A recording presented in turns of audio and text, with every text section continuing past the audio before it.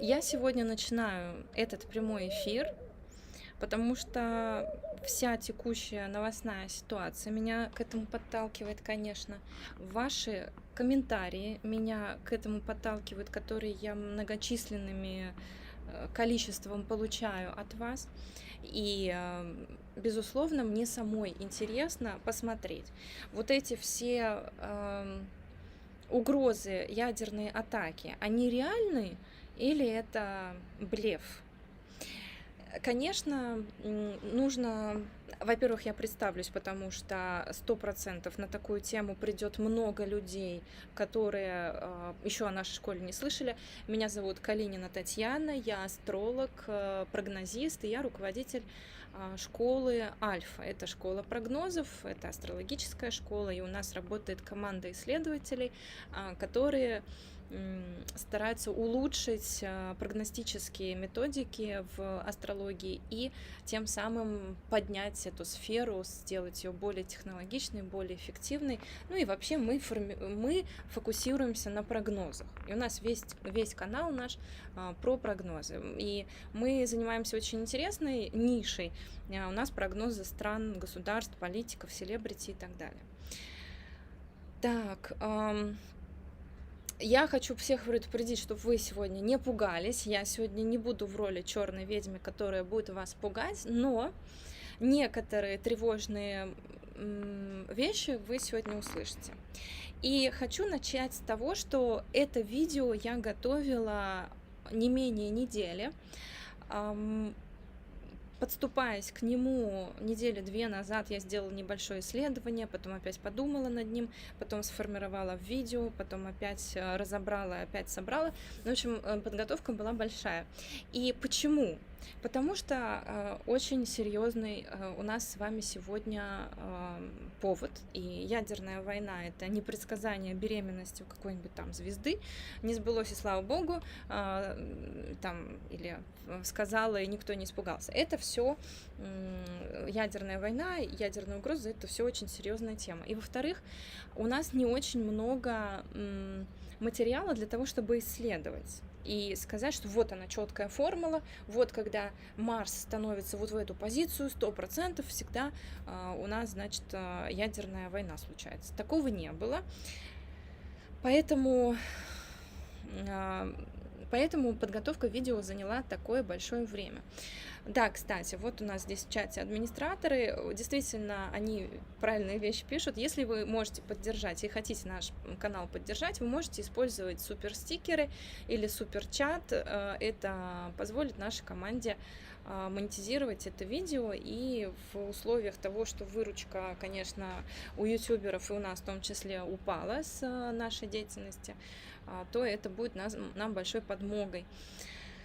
Давайте начнем сначала. Значит, передо мной вы видите гороскоп Японии.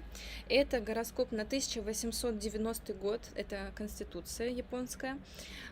И события, которые мы будем рассматривать, это бомбардировка городов Хиросима и Нагасаки, которая произошла в августе 1945 года. И тогда, конечно, произошла невероятно огромная трагедия для всего человечества, я считаю. Смотреть на эти кадры душераздирающие просто невозможно. И, безусловно, знаете, один раз я видела человека, который мне спросил: а что такое Хиросима? А что за место Нагасаки? Представления не имею. Это вот было кто-то из молодых, из таких вот, может, кто еще не жил в Советском Союзе и не видел вот этих исторических фильмов о том, как это невероятно ужасным способом происходило. Те, кто постарше, они, конечно, понимают, что если ядерная война, то это все. Это все. Живые позавидуют мертвым. Короче, ближе к делу. Вот гороскоп Японии. Тот период, когда произошла бомбардировка, сейчас я свой блокнот достану, что я его далеко положила, был период Венеры. Точнее, был период Сатурн-Венера. И Венера здесь, казалось бы, ничего особенного собой не представляет. Но единственное, что она находится в 4-м доме, и она очень близко соединена с Кету. Кету у нас располагается в 22 градусах 38 минутах, а Венера 22 градусов 57 минут. То есть это очень четкое соединение Венеры и Кету. Вообще Венера в гороскопе является показателем мира, показателем благотворительности, того, достаточно ли еды и тому подобные вещи. То есть это все связанное с гуманитарной стабильностью в государстве. И Венера ретроградная в соединении с Кету, еще она там немножечко подожженная, говорит о том, что будет какая-то гуманитарная проблема. Но сильно не уточняет вопрос. Период Сатурна стал таким ужасным, ну, потому что он хозяин дома войны, он хозяин дома болезней, и он стоит в первом доме, и он поражает всю нацию. То есть здесь классические способы определения войны, но они нам сегодня очень плохо помогут с вами, потому что наша задача не сказать, когда будет война, это мы и так умеем, а нужно определить именно, чем обычная война отличается от ядерной войны, то есть ядерный удар от обычного военного удара. И вот тут уже как бы проблемки возникают. Вот именно этот аспект и занял у меня столько времени. И обратите внимание, как Венера близка к Кету. Кету – это тело, отрубленное тело демона. Эта планета не имеет физического тела, рассчитывается от Луны, от орбиты Луны и является показателем всего отжившего, изолированного, отравленного. Ну и в том числе, например, симптомы лучевой болезни очень даже подходят к энергетике Кету, потому что это недостаток сил, это что-то связанное с тошнотой, с отравлением, с забытием, изоляцией и так далее. То есть это все вот такие энергии. Это я вам потихонечку начинаю как астрологам объяснять, подводить к теме. Какую карту сейчас рассматриваем? Это Япония. Я вам скажу сразу, что угроза ядерной войны, она не беспочвенна полностью.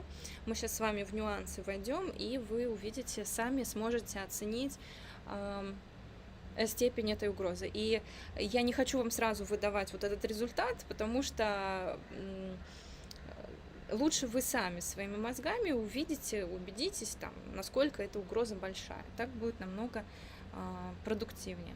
И для тех, кто будет жаловаться на то, что эфир длинный, да, он длинный, потому что это школа астрологии, и я снимаю видео не только для любителей, но и для астрологов, поэтому оно содержит в себе немало астрологических каких-то терминов и астрологических вот этих техник. Поэтому за это меня и ценят, поэтому ко мне и приходят учиться.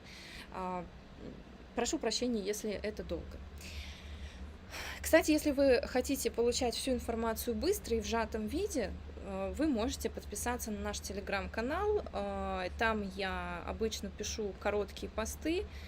Когда-то это прогнозы, когда-то это вырезки там из моей жизни, из астрономии. То есть, там интересно у нас жизнь кипит, поэтому оставляю вам ссылку на телеграм-канал, чтобы вы могли, если вы любитель прогнозов и там хотите только, вот как я сказала, сжато получить, вот вырезку, вот такой текст, все, что будет, то вам туда. Ссылку я оставила вам в чат. Так, это то, что нам дает гороскоп Японии. Венера у нас располагается в 22 градусах 57 минутах, и в целом это по Deep Sky объектам мы будем ориентироваться на 1990 год. В Скорпионе 23 градус, да, нас интересует. Там Рас Альгетти, это голова змееносца. Что-то, да, что-то может быть, но это не точно. Я бы их не... Дает самоуверенность и напористость, при плохом положении раздражения женщин. Это та трактовка, которую дал Хоффман и Эберман для трактовки неподвижных звезд. Как видите, трактовки эти надо дорабатывать, и мы, кстати, постоянно этим занимаемся. но в данном случае это нам большой пользы сейчас с вами не принесет. Так вот, давайте посмотрим, что Венера нам говорит в дополнительном гороскопе D9. Венера — это период той планеты, которая дала ядерный удар в Японии, даже 2.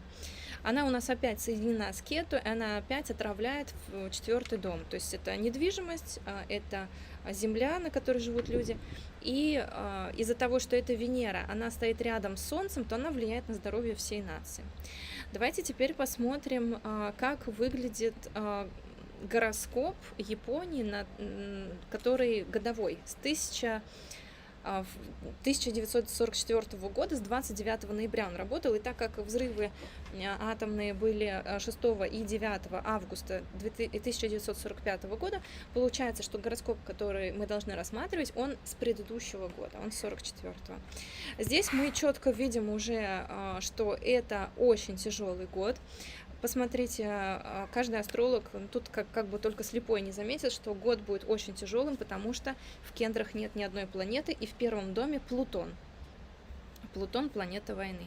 И уже по годовому гороскопу страны мы с вами больше видим. И я вам потом покажу годовой гороскоп Украины. Так, и мы с вами видим здесь Плутон в знаке Рака. Вообще знак Рака, он наполнен шаровыми звездными скоплениями. Там, значит, шаровое звездное скопление 67, М67, это голова королевской кобры, и второе — это ясли, тоже это рассеянное звездное скопление, и оно в астрологии традиционно показывает то, что касается большой группы людей или детей, потому что это скопление молодых звезд.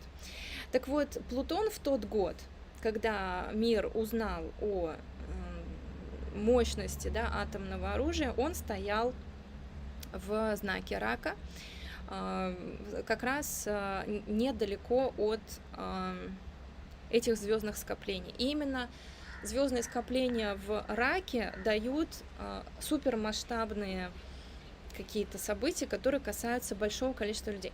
Есть такой еще нюанс, ужасный, отвратительный, который я узнала, когда готовилась к эфиру, о том, что первая бомба на Хиросиму была сброшена как раз на вот эпицентр взрыва, пришелся на большую городскую больницу с тяжело больными детьми. Именно была клиника для тяжело больных детей. И сейчас эти люди учат нас ковыряться в носу, как говорится. И вот это вот созвездие ясли, ну, я думаю, что каждому человеку понятно, что звездное скопление нам говорит о том, что пострадает много детей, много гражданских лиц и так далее. Это мы с вами потихонечку, да, идем по повествованию, мы учимся с вами видеть признаки именно вот такого необычного удара, какого-то мощного. Мы много с вами гороскопов войны, но мало таких, когда в кендрах ничего. Раху, Сатурну 6-12 занимают дома, ну, то есть это очень рядом со звездой Антарис, это чисто военная звезда, там же Марс рядом в Бунгуле, рядом с Бунгулой, это Альфа Центавра. И эти обе звезды говорят о том, что год будет наполнен войной. Но опять же, отличительная особенность здесь того, что война, какая война, это соединение планеты с Кету, близкое очень.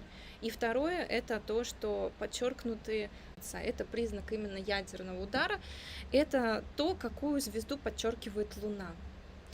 И там же Уран. Уран в этот год стоит, здесь звезда Регул подчеркнута, Луна в Тельце и ярких на небе, и она также дает, просто давайте запомним, что Ригель здесь подчеркнут. Значит, Мундха — это показатель акцента года в 8-м доме, типа много смертей, ну, в общем, все в таком духе. Итак, какие у нас опорные точки для анализа, для астролога? То, что в Раке Плутон, какая-то планета, да.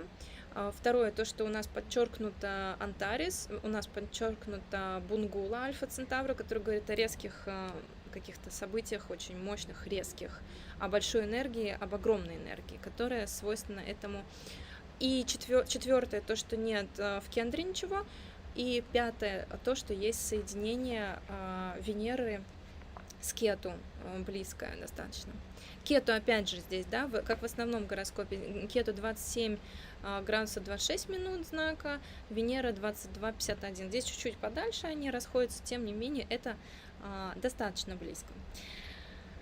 Давайте дальше. У нас есть еще также гороскоп, прям таки, это гороскоп, составленный на момент взрыва в городе Хиросима 6 августа 1945 года. Не знаю, насколько вы знакомы с проектом Deep Sky. Deep Sky Astrology — это наш отдельный проект соединения астрономии и астрологии. И там мы, как астрономы, любители, выступаем. И почему я об этом упоминаю? Потому что я сейчас, например, смотрю на гороскоп с точки зрения того, что знак весов, то есть первый дом — это восход, знак Овна — это закат, то есть запад, а 10-й дом, знак Рака, в данном гороскопе, это как раз то, откуда и падало. И там как раз стоит этот Плутон. Плутон, во-первых, он в Кендре, то есть он соответствует, эта формула соответствует основным астрологическим пониманием, да, что Плутон в Кендре дает атаку на страну. И во-вторых, он, опять же, этот Плутон соединен со звездным скоплением в знаке Рака. Давайте я немножко почитаю про это для вас. 67. Звездное скопление Королевская Кобра состоит из нескольких тысяч молодых звезд, большая часть из которых уже выброшена из звездного скопления с течением времени. Ну, это астрономические данные, да, но для нас это вот такой различительный признак. Что еще интересного здесь? В знаке Близнецов, как вы видите, большое скопление энергии. Там хозяин первого дома, там хозяин 10-го дома, то есть те дома, которые говорят о гуманитарной обстановке, которая была совершенно, естественно, катастрофической в момент бомбардировки и после. И мы видим здесь, что Раху, Венера и Сатурн. Опять Венера, ось Раху, Кету, ну и Сатурн здесь как, знаете, чтобы это не казалось, жизнь нам простой не казалась. И вот этот Раху стоит в 14 градусах 03 минутах, Венера 12:07, опять очень-очень близко. И Сатурн стоит там чуть-чуть подальше, в 25 градусах 30 минутах. И все бы хорошо, но эти Раху и Венера, они поддерживают и они активизируют звезду Альхенна.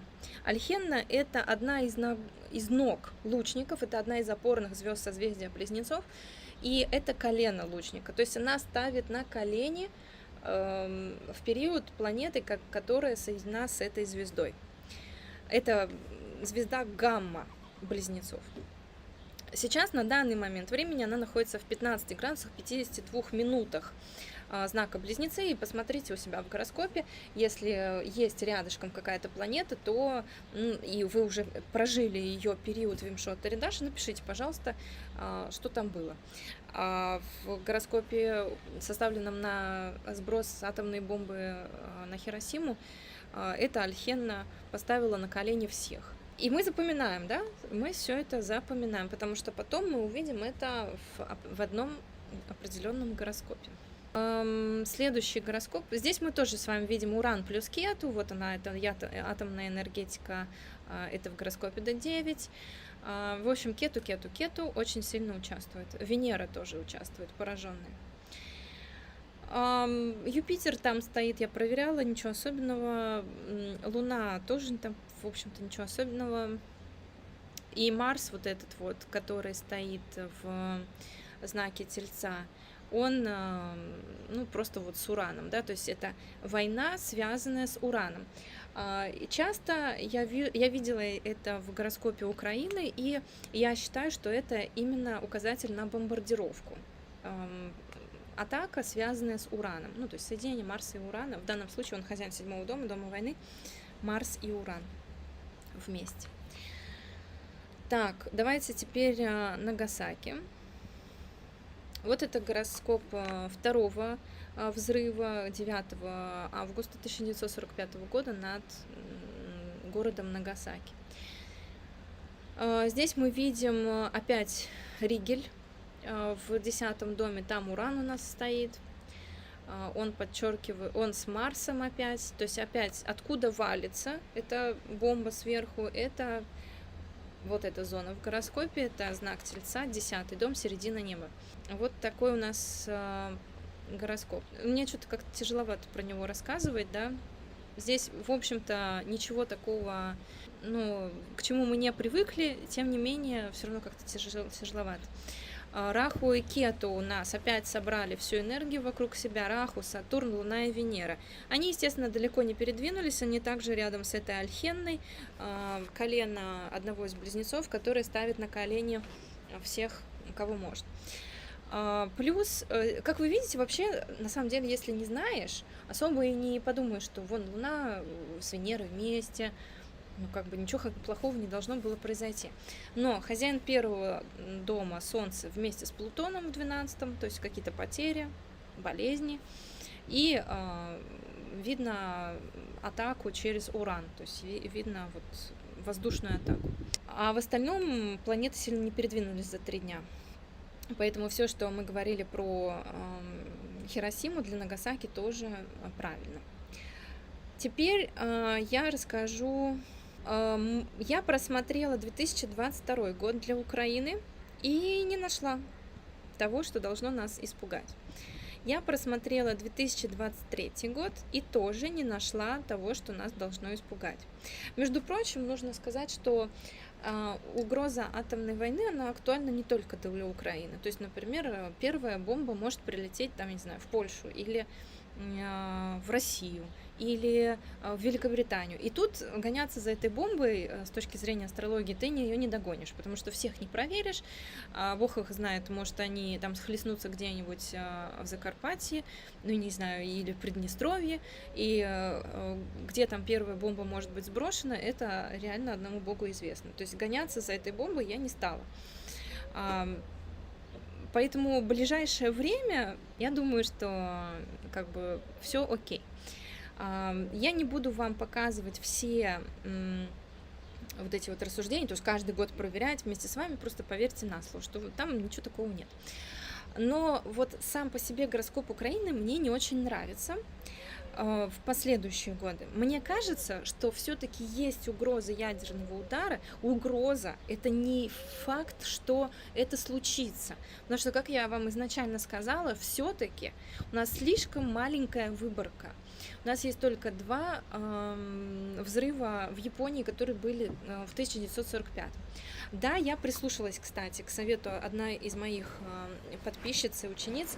Она посоветовала посмотреть взрывы в Семипалатинске, это казахстанский полигон для испытаний ядерных. И я все бомбы, которые были там сброшены, все их проанализировала. Каждую я составила гороскоп каждой. Это ушло у меня, наверное, конечно, очень много времени. Просто невероятно много. Вот, я причем по каждой я выписала, какие там были звезды и какие важные вещи. В общем, что я по итогу выписала для себя. Всегда Кету имеет значение. Кету плюс Плутон, Кету плюс Венера, Кету плюс Марс. Очень-очень близко, то есть, ну, там, в пределах 1-2 градусов. Следующее, это обязательно негативная наполненность знака Рак. То есть Плутон в Раке, Марс в Раке, Марс с Плутоном в Раке. Ну, понятно, что Плутон очень медленно двигается, поэтому там и остался в Раке. То есть это была эпоха, да, освоения вот этого атомного военного потенциала. Но, тем не менее, там и Марс в этом Раке, и Кету, и Раху. И они, кстати, взрывали бомбы каждые 2-3 года. 29 августа 49 года, в октябре 51, потом в августе 53, потом в ноябре 55, потом в октябре 61. И После этого им пришлось уйти под землю. Они не должны были в воздушной среде ничего взрывать, там им пришлось подземные какие-то катакомбы строить, чтобы свои бомбы испытать в Семипалатинске под землей. Но эти уже я взрывы не стала рассматривать, потому что они, я думаю, не были такими разрушительными, да, я именно вот эти вот громадные взрывы, мощные, основные 5 штук разобрала. И вот там Меркурий плюс Кету очень рядом, Кету, Кету, Кету. То есть однозначно Кету имеет отношение к атомному ядерному оружию. Еще такой нюанс, что были задействованы Накшатры Раху практически всегда. Накшатры Раху — это еще один признак. И вот эта близнецовская звезда Альхенна, она тоже, вот в первом взрыве она была задействована Ураном, в последующих какими-то более быстрыми планетами. Но эта Альхенна опять там проскочила. И вот этот вот Кету, вот здесь вот, он мне не очень нравится. Во-первых, это гороскоп Украины, чуть что. Но это не всегда работает, надо еще посмотреть, когда он включится. Там спокойно, там все хорошо. Этот Кету мне не очень нравится. Вообще, если забыть об атомной энергетике, о чем он говорит? Что когда придет период Кету, то страна будет в какой-то изоляции, будет чувствовать себя как вот отрубленная от всех других, может быть недостаток основных каких-то компонентов благополучия общества, такие как вода, еда, безопасность, там что еще, чистота экологическая, да, и так далее. То есть вот какие-то такие вещи. Если вспомнить, что все-таки мы концентрируемся на ядерном оружии сейчас, именно про это думаем, то этот Кету тоже мне не нравится. Вот с этой точки зрения он мне тоже не нравится, потому что он, паскуда, стоит прям-таки рядом с этой Альхенной, с этой гаммой близнецов. 15 градусов 52 минуты. И этот период Кету наступает в гороскопе Украины с 17 февраля 2024 года и длится до 23 января 2025 года. Опять же, не пугаемся. Подождите, мы сейчас пока рассуждаем. Как я это интерпретирую? Помните мой прогноз о том, что в 2022 году встанет вопрос о возвращении смертной казни? И так оно и получилось. Встал вопрос о возвращении смертной казни. Доведут это до конца или нет, это еще неизвестно. И прогноз заключался именно в том, что встанет такой вопрос, есть такая тенденция.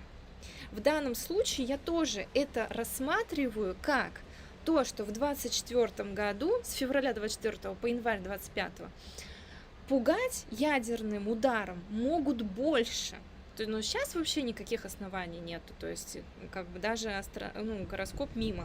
То есть сейчас невозможно это провернуть ни с точки зрения там энергий, ни с точки зрения планет, и, видимо, там на физическом уровне и свои затыки и так далее. Ну или просто никто об этом всерьез не думает, просто вот так языком ляпают. Я не могу вам давать все даты и числа, во-первых, потому что это материал курса «Мунданная астрология», и те, кто у нас учится, они получают гороскопы, которые используются в курсе, например. Я их использую всегда, то есть и сейчас я использую из курса. Поэтому, все, ребят, не так просто. То есть я на это затрачиваю свое личное время. Я изучаю эти конституции, я читаю эти конституции, с какого часа или с какой даты они действуют, какую конституцию они отменяют. Это работа, это не подарок, свалилось там за 2 строчки. А если это свалилось за 2 строчки, посмотрите, пожалуйста, в гугле. Я просто хочу, чтобы вы мой труд тоже уважали, и как бы ученики, они получают все, что необходимо. Просто так вот на открытую аудиторию зачем нет надо. Возвращаюсь к гороскопу Конституции Украины. Вот этот Кету меня настораживает. И меня еще настораживает то, что в этом гороскопе также проявлены, как и в гороскопе Японии годовом проявлены звезда Антарес и что там еще было? Бунгула, да? Сейчас я посмотрю. Ну, Антарес, по крайней мере, вон там в шестом доме а, Солнце в соединении с Антаресом. Марс в соединении с Бунгулой. Ну, короче, и Бунгула, и Антарес здесь тоже проявлены. Вообще, в целом, это, конечно, этот гороскоп, он отражает также и прошлые события, то есть, допустим, Чернобыльская катастрофа, то есть катастрофа в сфере ядерного топлива, она имела место быть, и в этом гороскопе должны быть какие-то следы вот той старой катастрофы, которая повлияла на жизнь страны. Это да.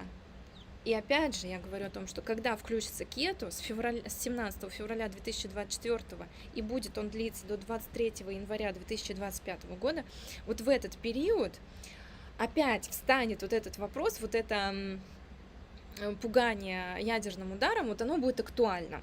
Доведется оно до конца или нет, ну, мы сейчас еще рассмотрим гороскоп годовой, мы попробуем это определить, да, но просто встанет вопрос об этом, и вот они будут пугать там больше, чаще, более правдоподобно там и так далее. Пока вроде бы ничего.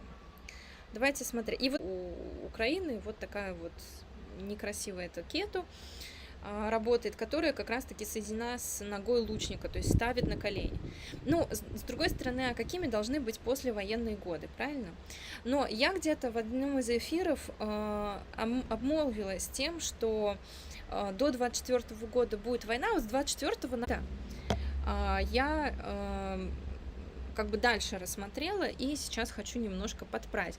Еще раз, я говорю не о том, что это будет постоянно долго и в 23-м году, и в 24-м году, и я видела даже и в 27-м там какие-то, ну, когда вот просматривала какие-то гороскопы Украины, России, там тоже видно, что все это будет кипеть долго, это надолго вражда, очень надолго. Но что касается 24 года, давайте посмотрим гороскоп. Так, сейчас, секундочку. Годовой гороскоп Украины, который работает с 1 декабря 2024, по-моему, и до 2025 года. Да, с 1 декабря. Да. Это таджика на 2024 год. Ну что, напишите мне, те, кто астрологи, пожалуйста, напишите мне свои предположения. Вот вам гороскоп Украины. Какие схожие моменты вы видите с тем гороскопом, допустим, который был у Японии годовым, или с гороскопами самих ядерных ударов, и напишите мне, что это такое. Пока вы пишете, я на какие-то обращу внимание такие детали, например, что лагна у этого гороскопа Свати, это рахурианская накшатра. Сам Раху, который управляет этим гороскопом через накшатру, стоит в накшатре Пурва Уттарабхадрапада. И это у нас тоже такая мрачная звезда, которая говорит о том, что в 2024 году большая смертность будет в Украине. Это такие общие вещи. То есть это вещи, которые не говорят ни за, ни против ядерного удара. Просто это говорит о том, что война будет продолжаться. Хозяин года, то есть планета, которая главная в этом году, управляет всем гороскопом, это Сатурн. И Сатурн в соединении со звездой Хайдор. Почему я так много внимания уделяю соединению со звездами? Вы знаете, что мы в школе запустили новый проект, который называется Deep Sky Astrology. И там мы рассматриваем не только неподвижные звезды, но и, например, шаровые звездные скопления, рассеянные звездные скопления, туманности, кометы, то есть объекты глубокого космоса. Если вы не знали, что все, что не в Солнечной системе, это глубокий космос. И мы рассматриваем объекты Deep Sky, глубокого космоса, для того, чтобы улучшить наши прогностические навыки. И часто у нас получается очень даже. У нас есть канал отдельный для этого. Вы можете на него тоже подписаться. Сейчас я вам ссылочку дам в чат, чтобы она у вас осталась. Особенно после этого эфира вы можете зайти на наш канал Deep Sky Astrology и там посмотреть наши исследования, наши вот какие-то новаторские идеи в сфере астрологии. Ссылку оставляем. В карте Америки видно, что она сбросила ядерную бомбу. Я крутила-вертела, я так особо... Ну, я увидела признаки победы, то, что Вторая мировая закончится. Я увидела признаки того, что они участвуют в какой-то войне в этот год. Но так, чтобы прям там черным по белому мне Уран или Плутон вот так вот в лицо сказали, что вот это что-то такое. Ничего не было. Они как бы... Страна не пострадала, чего им там сильно переживать. Я, кстати, интересный нюанс, что вот эти люди, вот эти пилоты, которые скинули эти бомбы, они были до конца жизни горды и очень были знаменитыми людьми. Они ездили по Америке, рассказывали там о своих ощущениях, у них брали интервью журналисты, и они гордились тем, что они сделали. Вот им рассказали, что вы этим закончили Вторую мировую войну. Вот если бы вы этого удара не сделали, то весь мир бы вот во Второй мировой войне бы и погиб. Хотя осталась там, да, Япония, Германия уже потерпела крушение. Ну, короче говоря, пилоты были очень довольны, прожили долгую жизнь и умерли, ощущая себя просто национальными героями. Это гороскоп на 2024 год. Я, кстати, маловато увидела астрологических комментариев. Я поняла, что астрологи сейчас, видимо, работают. Вечером придут смотреть. У вас больше всего вы просто пришли послушать прогноз. Что я вижу общего? Здесь видно, что будет атака на страну. Плутон в 4 доме, Марс в Раке в 10 доме. Есть опасность смены президента, но у кого не будет воюющая страна, на которую нападают, и как бы там каждый год опасность смены президента. И опять же, этот Марс рядом с Ясли. Ну вот он показывает, что это война, которой пострадает много мирного населения. Ясли, напоминаю, это шаровое звездное скопление рассеянное звездное скопление в созвездии Рака. Марс в гороскопе Украины на 2024 год как раз в соединении с этим звездным скоплением.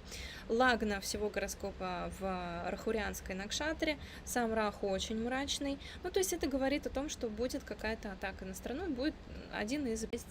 И я бы здесь сказала, что да, ой, точно, все пропало. Это атомная ядерная война, если бы Венера не чувствовала себя в целом неплохо. Потому что у нас же еще и Венера должна быть на оси Раху. В общем, пока мы с вами видим, что... Давайте по факту, да, чего мы с вами видим. Что пока все хорошо.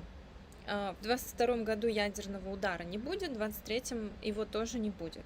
Ну, судя по нашим данным, которые у нас есть. У нас, конечно, есть немного, но я очень старалась рассмотреть тщательно и все особенности найти. Так что пока из того, что у нас есть, вроде все отлично. В 22-м атомной войны вряд ли, в 23-м вряд ли. Вот 24-й такой как бы на тоненького места, потому что в этот момент еще будет скопление 5 планет в знаке рыб. Вроде бы и неплохо, с одной стороны, с другой стороны, это стояние планет в знаке рака, как вы понимаете, не очень нам. Вот 24-й год у нас такой вот странненький. И я думаю, в 24-м году более какая-то будет прямая ядерная угроза, может быть, дойдет до того, чтобы вот уже достать красный чемоданчик, но все равно, я думаю, что все равно мы с вами этого избежим. Я думаю, что мы с вами этого избежим, потому что такие очень противоречивые у меня, конечно, данные. С одной стороны, вот какие факты я вижу. То, что Украина в 2024 году будет как-то отрезана, то ли как изгой, то ли как какая-то зона, закрытая зона. Почему? Из-за просто военного конфликта, который в ней проходил? Или из-за того, что это, сбросить бомбу? Но все равно у меня как-то Не думаю я, что так должно произойти. Хотя видно, что в 2024 году там какой-то очень тяжелый год, там атака, и да, и может быть какое-то оружие, которое более поражает, чем обычно. Не до конца мне не хочется верить никогда, хотя я вижу, что и Марс там не там, где надо. Ну вот единственная соломинка, короче, за которую я держусь, по сути, это Венера. Венера, которая в гороскопе ядерных взрывов всегда на оси Раху Кету, чаще всего она с Кету, и она очень-очень близко к нему, то есть она очень близко поражена. Или тогда, если бы это был ядерный удар именно на Украину, то тогда Марс должен был соединен быть с Кету. Ну то есть Раху Кету там должны были быть. Они вроде бы как бы участвуют в этот год, то есть в Рахурянской Накшатре начинается весь год, но тем не менее той классической, да, вот картины, которые я уже насмотрелась на 2 ударах по Хиросиме и Нагасаки, на украинском, на японском гороскопе, на годовом японском гороскопе, на 5 взрывах в Казахстане на Семипалатинском полигоне. Вот все равно не до конца. Оно как бы как опасность, но не до конца. И я такое часто вижу, например, у женщин, у которых какие-то опухоли, но это доброкачественные опухоли. У них вроде бы есть формула на онкологию, но она не полностью соблюдается, понимаете? И вот когда не полностью, вот тогда все равно результат не тот. И эта опухоль, ну хорошо, но она там решается там, пару месяцев гормонов или там, ну какими-то намного более гуманными методами лечения, да. И тут, я надеюсь, сработает именно такая же история. То есть здесь есть черты какого-то жесткого удара, какого-то военного неблагополучия, угрозы от того, что многие мирные жители пострадают, но все равно не до конца она проигрывается, эта формула не по всем пунктам таким опорным, а именно нету влияния Кету. Но он там достаточно изолированно себя чувствует. Поэтому я думаю, что все-таки нет. С другой стороны, когда я рассматривала гороскоп России, гороскоп США и же с ними, я видела, что в ближайшие 18 лет ядерное оружие где-то будет испытано. В ближайшие годы нет. Мой ответ как астролога, я вот для себя там, да, пыталась ответить на вопрос, есть угроза сейчас ядерной войны или нет. Для меня сейчас нет. То есть, мои инструменты сказали мне, что нет. Будет какие-то пугалки, потом в 2024 году, возможно, что-то испытают такое вот, что-то такое, но все равно это угроза. Это угроза, а не выполненное действие. И на ближайшее время нет.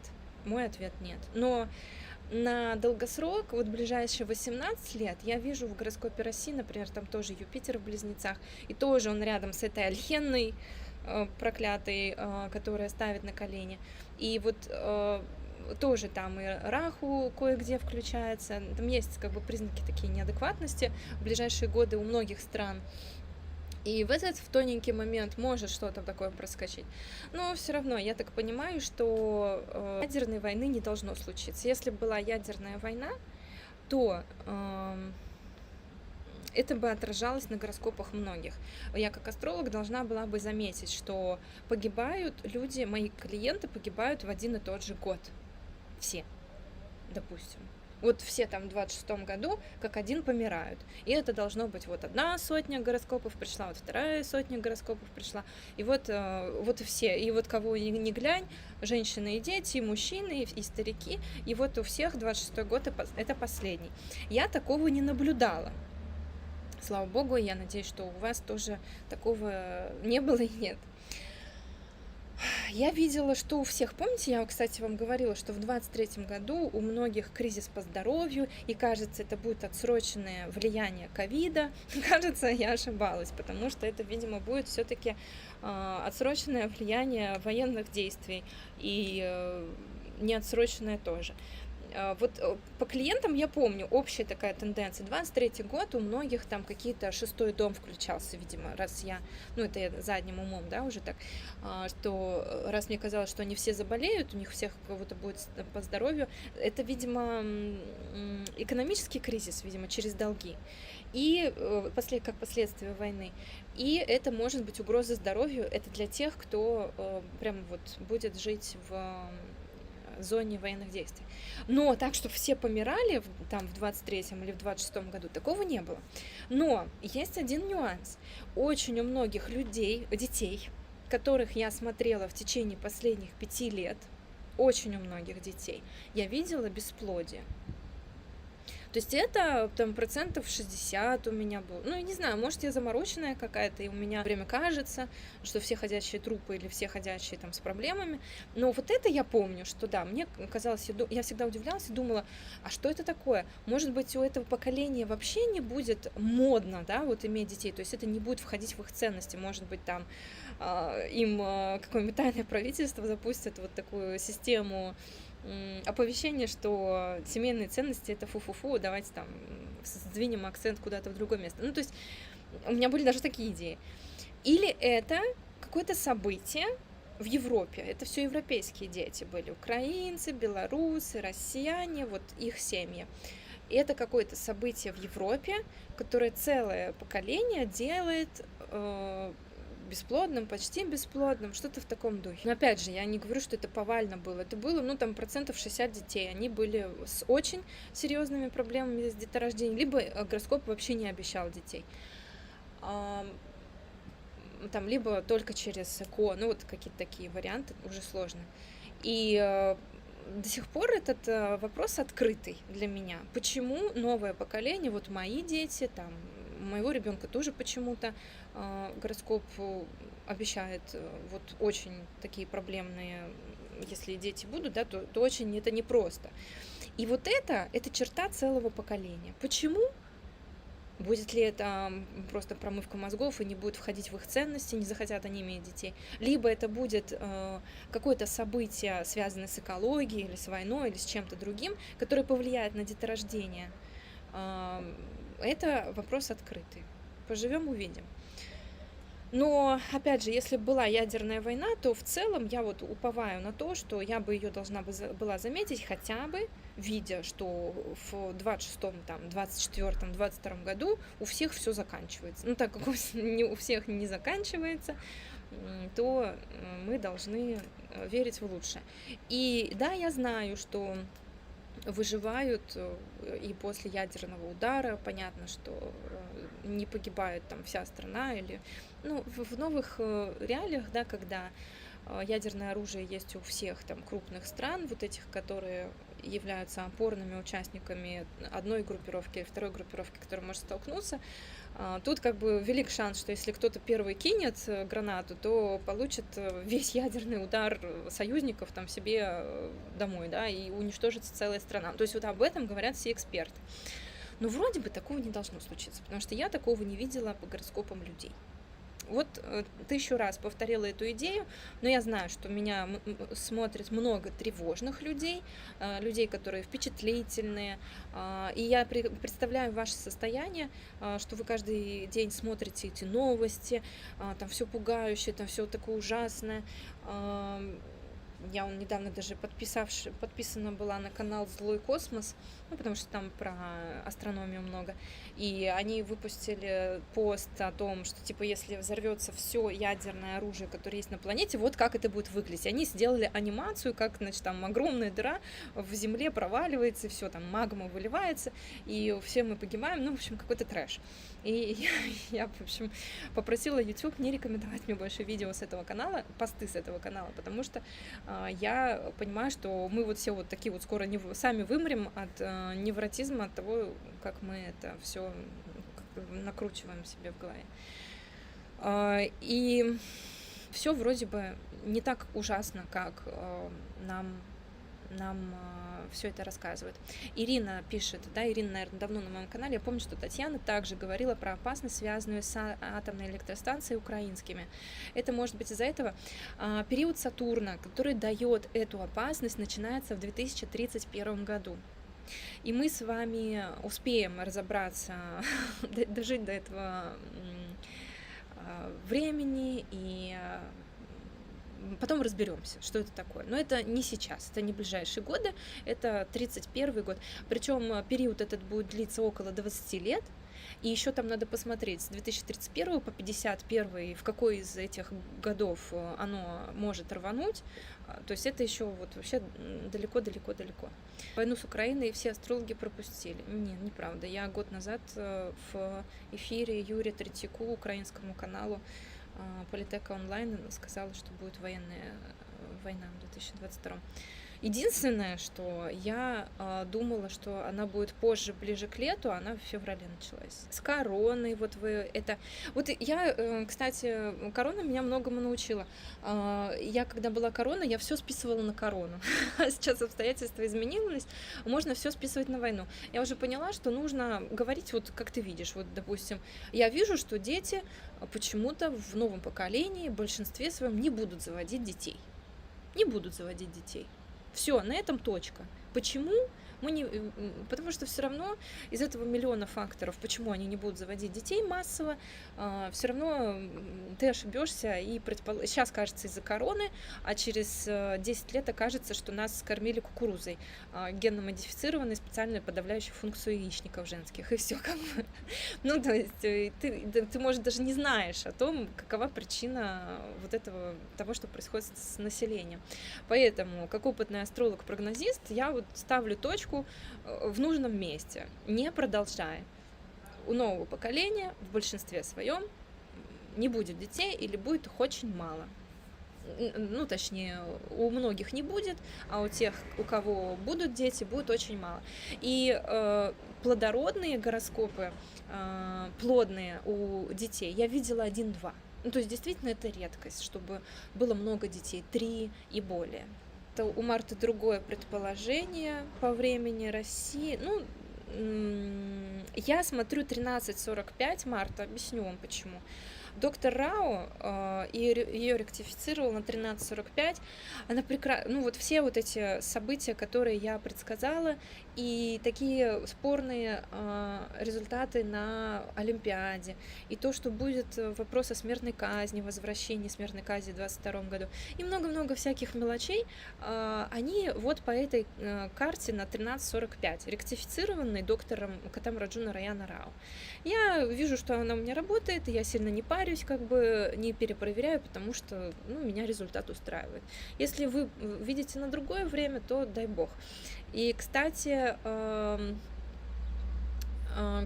если вы видите там в других каких-то видео, что я пользуюсь гороскопом, который там с вашей точкой зрения не совпадает, ну, это не касается Марты, там, это касается вообще в целом культуры общения, да, на канале. Я вас очень прошу, не надо мне писать, что у вас неправильное время, поэтому все неправильно. Как бы мы посмотрим, как будет именно сбываться. Так. Марина пишет мне: Юрию Третьяку вы говорили, что со стороны Украины видна агрессия, не агрессия, видно военное положение, со стороны России не видно. Ну, потому что Россия не на своей территории воюет, видимо, поэтому и не видно. И второе, я не видела, неправильно вы сформулировали, не агрессию Украины на Россию или России на Украину, а вот в Украине видна война, а в России не видна. Но по этой ошибке, почему я не заметила войну в России, именно вот такую большую, я вам сняла отдельное видео вообще. И это видео, оно ценно для астрологов, потому что там оказалось, что в овечьей шкуре был волк. И одна из самых мощных, добрых комбинаций в гороскопе работает в обратную сторону в определенных условиях. То есть, ну, как бы это мы уже разобрали на канале, смотрите разбор полетов.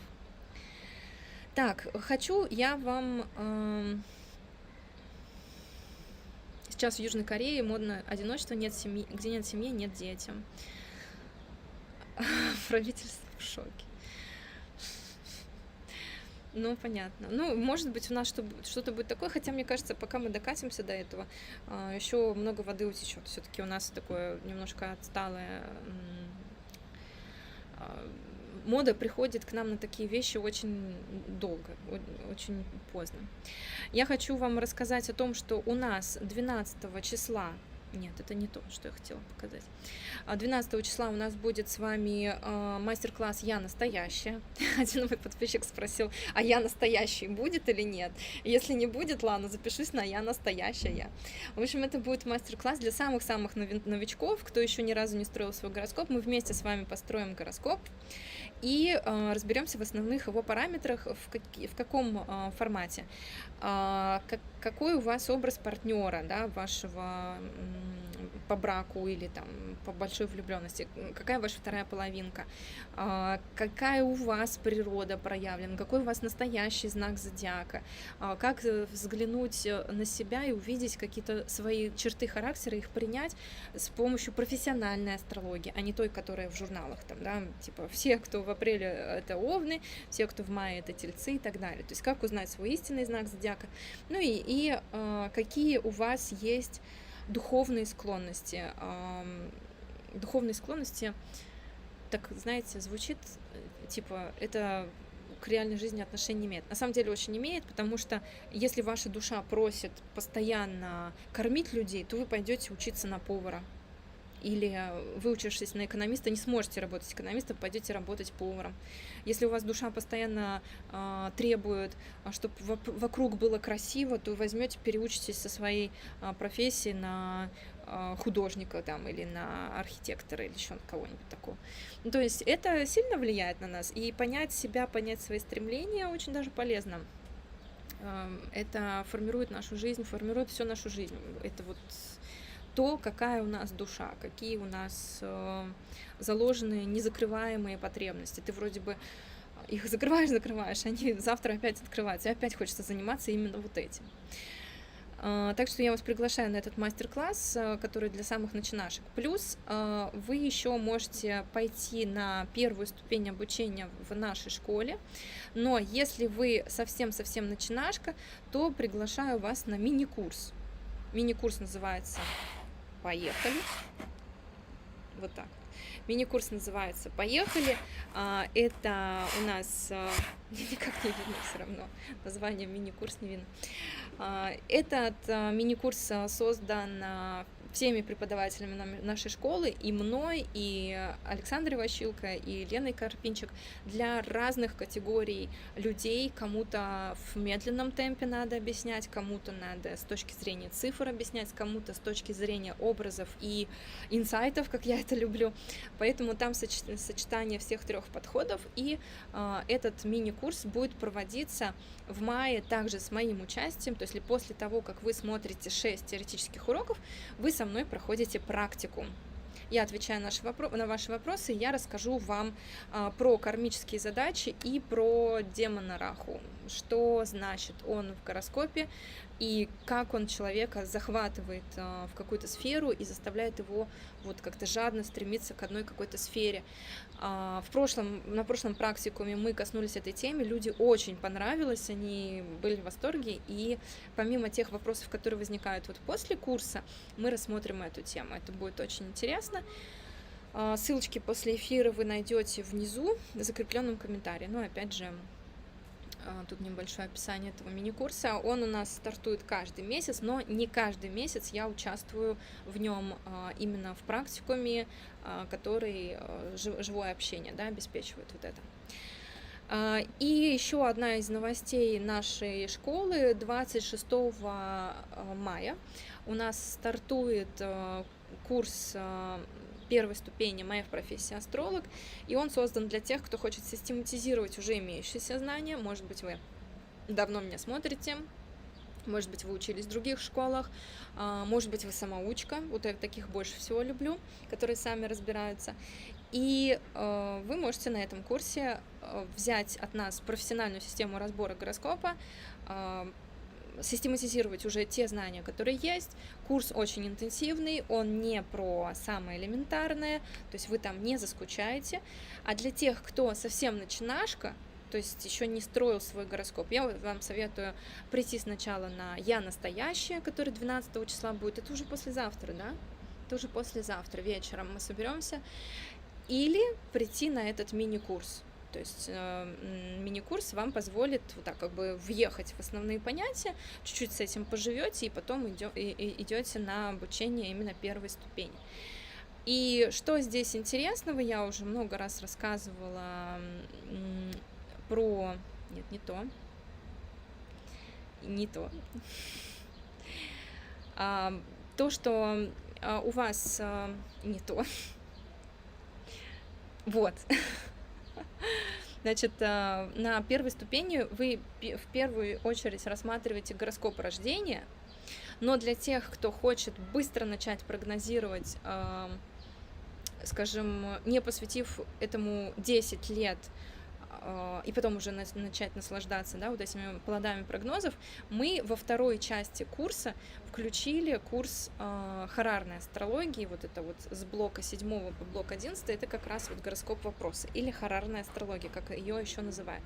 Она у нас отвечает на такие вопросы, как позвонит ли мне тот, кто обещал, или там вовремя ли мне сделают визу, смогу ли я успешно пройти собеседование в эту компанию, не обойдет ли меня конкурент, изменяет ли мне муж, выйду ли я замуж, там, разведусь ли я, смогу ли родить еще одного ребенка. То есть начиная с глобальных вопросов и заканчивая всякими такими мелочами, типа мне поехать в Турцию или в Египет. Хотя это тоже крупный вопрос. Какой-нибудь такой... Не поднимут ли цены, например, даст ли мне банк кредит, или не поменяет ли условия по кредиту этот банк, вроде бы сладкие условия, да, и вроде бы дают, нету ли там подвоха. Ну, вот на такие вопросы. Или удастся ли мне снять эту квартиру. В общем, на все вот эти бытовые вещи мы же не будем ходить к астрологу каждые там 2-3 дня, когда у нас возникает какой-то вопрос, который, ну, хотелось бы там прояснить. Есть люди, которые очень любят пользоваться в ежедневной жизни астрологией. Я, например, такой человек, не поверите. Но я частенько заглядываю в гороскоп вопросы, чтобы разрешить какие-то там свои сомнения. Хотя я достаточно уверена в себе человек, достаточно активный, полагающийся на себя. То есть я не из тех, которые там плывут по течению, и вот заберите ответственность за мою жизнь, вот скину ее туда. Нет, просто астрология, гороскоп и какой-то вот такой прогноз, они дают мне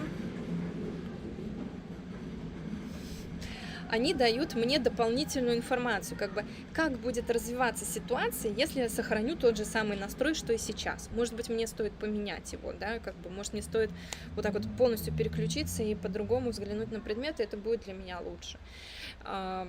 Поэтому мы разбираем вопросы о любви, случится или не случится какое-то событие, как сделать выбор из нескольких вариантов, качественный это вариант или некачественный, там, доктор поможет мне вылечить там, эту болезнь, или будет ли успешным вот это ЭКО, да, и так далее, и так далее. То есть вот всякие прочие вещи. И также отдельный блок вопросы о деньгах и карьере. Ну, естественно, куда же без денег из карьеры. У нас мальчишки решили взять тачку и катаются по компаунду с этой тачкой. Я очень люблю этот блок. Я, кстати, почему-то именно с точки зрения освещения этого блока, я редко говорю о хорарной астрологии. Это прогнозы, но я почему-то редко это упоминаю. Хотя сама использую это чаще всего. Вот такой парадокс. Для себя, для каждодневной жизни использую больше всего это.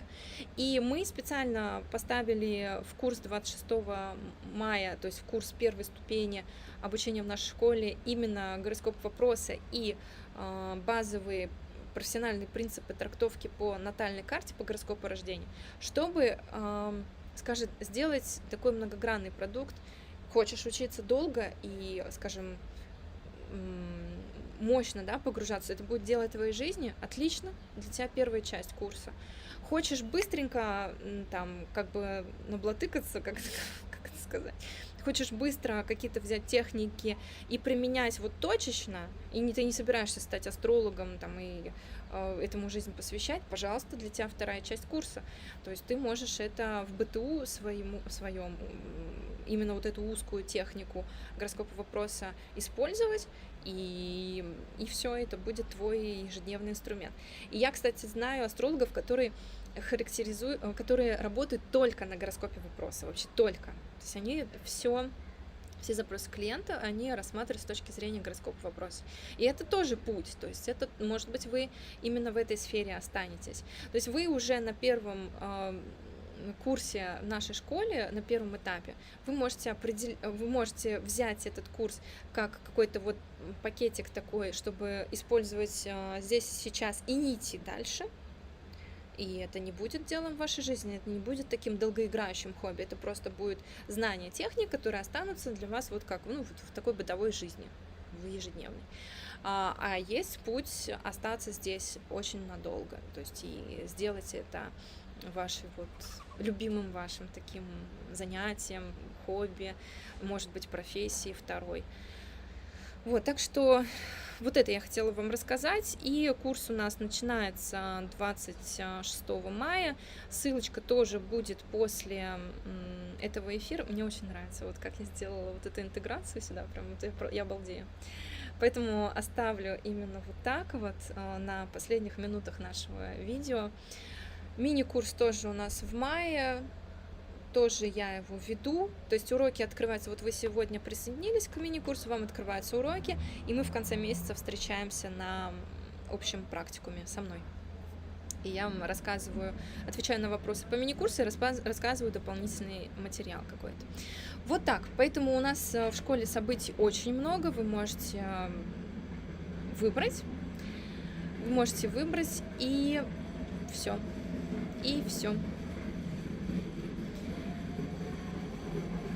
Так, смотрите, вот есть вопрос. Я заказала у вас гороскоп, но поставлены вопросы, которые мне не нужны. Можно ли поменять вопрос? В смысле, в описании услуги не те вопросы, которые вам нужны, как я понимаю. В таких случаях, если вы видите, да, что у нас на сайте услуга, которая вроде половина вопросов для вас, а половина вас не интересует, пишите администраторам и говорите, что вот вроде бы вот мой запрос, и помогите мне подобрать услугу или сформировать такую более уникализированную услугу, потому что, ну, все равно это выполняется индивидуально, и какие-то там колебания невозможны. Так что просто администраторам сообщите. Вот так вот. Все, у нас тут целое обсуждение, почему дети не будут иметь детей в большинстве своем, не захотят, не смогут, не с кем будет, или что еще. Ясно. В общем, вот такая история у нас. Я вас всех люблю. Спасибо вам большое за поддержку. Уже к концу эфира у нас остались астрологи. Я вижу, что у нас те, кто за политику топил, они уже отсеялись. Что касается Украины, да, пишите вы мне, в Украине ваши ссылки не открываются, как можно заказать гороскоп. Сейчас на самом деле на сегодняшний момент ситуация такая, что целый мир не может решить вопрос с Украиной, как принимать оплаты, как давать информацию и так далее. У нас также работает, если у вас не открывается сайт, вы пишете нашим администраторам, они вам скидывают описание, да, просто скриншоты высылают в личку вам, в мессенджер какой-нибудь.